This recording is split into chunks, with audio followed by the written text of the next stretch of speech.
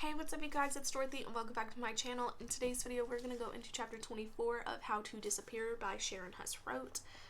We are almost done with this book, so yeah.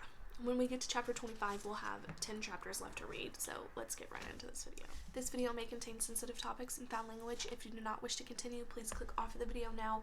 You have been warned. Chapter 24. I spend Friday evening trying on every item of clothing I own and concluding that I have nothing to wear. It's a good thing my mother has confiscated my phone, or I would have texted Lipton to cancel.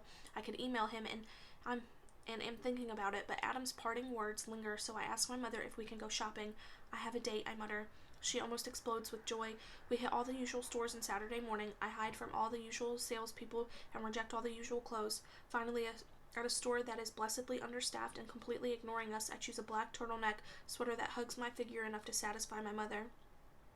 She insists on a new pair of skinny jeans too, and in the moment of weakness I even let her maneuver me to the cosmetics island in Neiman Marcus, where a lady in a white coat applies some eyeliner and mascara.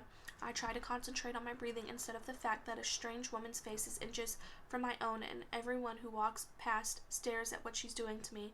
When she's finished, I blink at my reflection in the mirror. My eyes look enormous. Mom buys the makeup.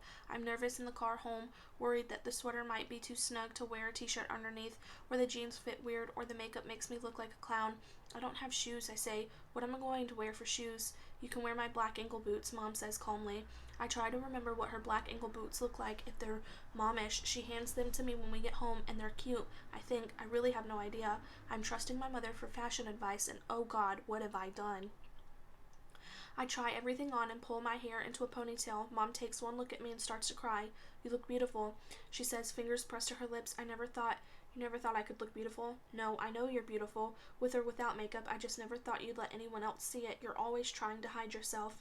I shoo her out of my room before I start crying too, because it's only 3 o'clock in the afternoon and I can't freak out yet. I take the new clothes off and put my usual ones back on. I sit at my computer to open my Instagram so I don't have to think about the concert or my outfit or going on a date and what if Lipton tries to kiss me. I quickly click to my home page before the line of thinking goes any further. Sometime in the middle of the night, Vicarious passed 1 million followers. I knew it might happen, and I'm surprisingly calm about this development. It's because of Ellen, I tell myself, not me. She tells people to follow, and they follow. Rhyming Rhea started the ball rolling, and Ellen pushed it down a very steep hill. Now at 1.2 million followers, my Instagram is nearly as big as the population of Dallas, Texas, or the state of New Hampshire, but it's spread all over the country and the world. Some of the comments are in languages I don't even recognize. I try not to think again about what all these people would look like gathered up together in one place. They come to me one at a time. I remind myself. I read their comments one at a time, respond to them one at a time. One person isn't that scary. I check the East 48 post. It has 98,300 likes and 2,400 comments. I spend the next hour scrolling through them. Marissa must have spent all night watching the feed, because about every 20th comment is her announcing their concert Saturday. It's their biggest yet, at a venue that usually hosts national acts. If they pack the house, it'll be their big break. I should have tagged the band. I edit my post and add it. A few minutes later, this happens. East 48 rocks. Thanks for the support, V. Wish you could be at our gig tonight. Me too. Me too. Me too. Me too. Me too. And on and on. I log out and wipe my browser history. I shouldn't have written me too this time. It takes away from the meaning of those two simple words and have developed among Vicarious followers. Sure, it started with the Foo Fighters post, people saying they were there too.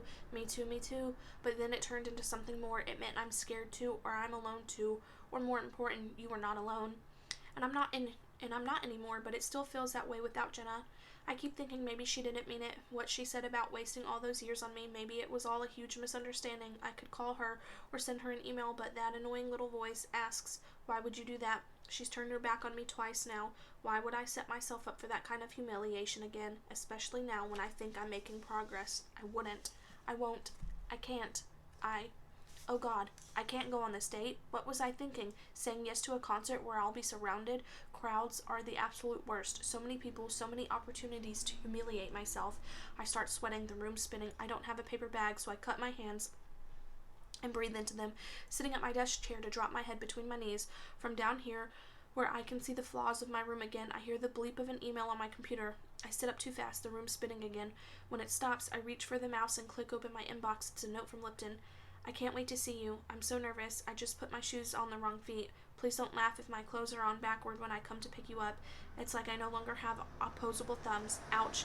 I just poked myself in the eye with my toothbrush. I laugh out loud. My nerves begin to slip away. Not completely, but enough. I write back, thanks, I needed that. See you tonight. I head to the bathroom, still shaky, and stare at myself in the mirror. The eye makeup that was so expertly applied is now all smudged. I wash it off and make 3 attempts at reapplying before it looks almost as good as it did when we left the store. Mom calls me for dinner and I try to eat, but my stomach is too knotted. For once, she doesn't give me a hard time. I excuse myself to get dressed. The new clothes go back on and Mom's shoes.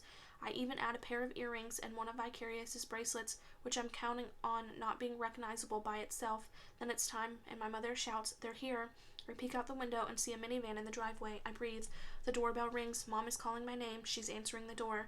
I look at myself in the mirror one last time, smooth my hair that doesn't need smoothing, pull the ponytail tighter, put my hand to the doorknob. Vicky! Mom calls down the hall. Gregory's here. Oh God, did she just really do that? When I reach the living room, Lipton is saying, it's Lipton, ma'am. Lipton, Gregory. Oh yes, Mom does an exaggerated head palm. I knew that. I must be nervous for your date, she giggles. I want to die, but I'm too busy looking at Lipton and trying to keep my jaw from scraping my knees. He got his hair cut. Gone is the bowl-shaped mom cut. In its place is the best hair I've ever seen on a guy. It's cut super short around the sides and back, but the front is still longish, kind of intentionally shaggy, and your hair. I didn't mean to say that out loud. It looks great. Yours too, he grins. Tooth gap, check, dimple check. You look really nice. My mother is teary-eyed, smiling at us. I grab my coat and purse. I spent an hour packing with a lifetime supply of mints, tissues, and an extra t-shirt rolled very small and squeezed into a Ziploc bag just in case I sweat through the one I'm wearing, which at the rate we are going, that might happen before we even get to the concert. Let's go, I say. Lipton holds the door to my house for me and even puts his hand gently on my lower back to lead me out. Would you like the front seat or back, he asks. I'm a little puzzled because I figured we'd sit together. The back is fine, I say. He closes his eyes briefly before opening the car door. There's a girl sitting there on the opposite side. She looks about 8. That's my sister, Tammy, Lipton says. Are you sure you don't want to sit up front? I can sit in the back. I glance at Tammy. She smiles. It's okay, I say. We load ourselves in. Mrs. Gregory turns and introduces herself, reaching a hand out to shake, which I do. I hope she doesn't notice how clammy my palm is. Then his little sister reaches her hand out. It's very nice to meet you, she says. Lipton talks about you all the time. He said, Tammy. Lipton and his mother silence her in unison. Geez, she says, I wasn't going to say anything bad. Don't say anything at all, he says, teeth clenched. And thus commences the most awkward car ride ever. Lipton and I can't talk to each other, and his sister did the lip zip and throw away the key gesture, so that leaves his mother to fill the silence with attempts at conversation. Have you heard this band before, Vicky? I swallow. Small talk with parents, or anyone for that matter, is not my forte. Yes, I manage quietly, but never live, only on YouTube. More silence ensures. Lipton turns on the radio. It's Taylor Swift, and he immediately turns it back off. I like that song, Tammy whines. We are all painfully aware of your fascination with Taylor Swift, he says. Tammy turns to me. Do you like her? If you like her, Lipton will turn it back on. I pause to consider my options. Taylor Swift is not my favorite, but Lipton's sister against me right off the bat doesn't seem like a wise choice. I like some of her stuff, I say. She likes her. Tammy reaches forward to pound on the side of Lipton's seat. Turn it back on. Lipton twists around and raises an eyebrow at me. I can only shrug, so he turns it on, and his sister bounces around to the tune. The moment it ends, she puts her eager face in front of mine and says, Are you going to be my brother's girlfriend? My mouth pops open in surprise. Tammy, Lipton's mother scolds. Enough. Well, excuse me for living, she huffs. I know Lipton is mortified and I feel bad benefiting from his embarrassment, but it's the only thing that keeping my own anxiety in check.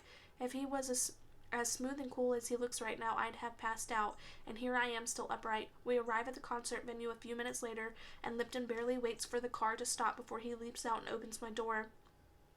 I manage to exit the car without any further embarrassment except for the kissy faces I'm fairly sure his sister is making behind my back. Lipton glares at her and he shuts the door. I'm so sorry, he says. I had no idea my sister was going to have to come along. My dad had to work in. It's okay, I assure him. We both turn to face the clubhouse, and that's when we realize there's a line wrapping around the building and down the street. Did you get tickets? I ask. He shakes his head. I don't think they even sold tickets in advance. I just have this. He holds up the little postcard Adrian gave him. We get in line and shuffle slowly forward with everyone else. I didn't realize they were so popular, says Lipton. Me either. The girl standing in front of us looks at me up and down, and then Lipton sorts of rolls her eyes and turns back to her friends. Lipton leans toward my ear. Am I not dressed right or something? You're fine. Very fine.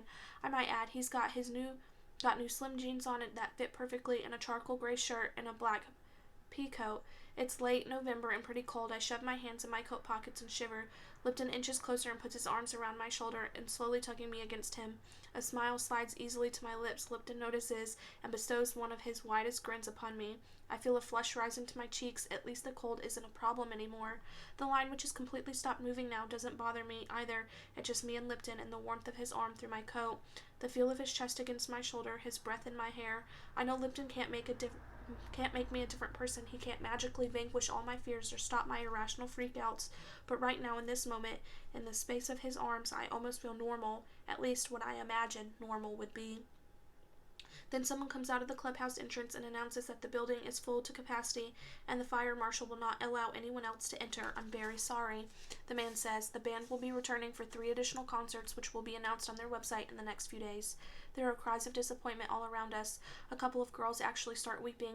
Some of them mob the guy at the entrance, begging him to be let in. The guy just shakes his head and keeps saying I'm sorry and telling them to check the band's website for information on future concerts. People start to disperse noisily and unhappily. The girl standing in front of us gives Lipton and me another dirty look, as if we're to blame, and says, "Stupid Vicarious."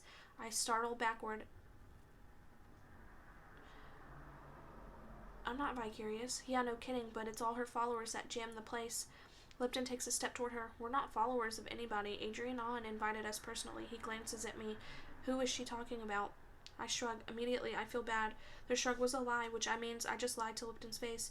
She snarls at us and stomps off. I guess we should have gotten here earlier, says Lipton. I didn't realize. It's okay. Concerts scare me anyway. You don't mind missing it? I kind of have this fear of people, I say. You may have noticed. Then it's not just me. It's not you at all. Not anymore. We stand there smiling at each other until the sidewalk is empty and the flush on our cheeks is no longer enough to keep us warm. What do you want to do? He says. My mom isn't picking us up until 10:30. We look around. There's not much to choose from within a walking distance. An orthodontist office, a bank, a 7-Eleven, and a bowling alley. I've never bowled in my life. It's probably not a good idea to start now. But Lipton's eyes light up when he sees a bowling alley. Do you bowl? I shake my head. You want to try? He's bouncing on his toes a little bit, grinning.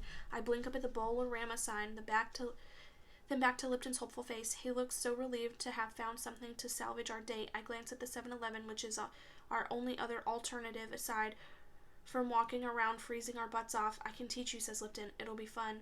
My head starts nodding before my brain has given it permission, and I hear myself say, okay. You sure? Lipton takes my hand and squeezes it. I am not the least bit sure about trying something new, a sport no less, in a very public place, but I squeeze his hand back and nod anyway. I can't live vicariously forever. Just please don't let me make a complete fool of myself. He laughs. Don't worry. That's my job. That is the end of chapter 24. I will see you guys in the next video. Bye.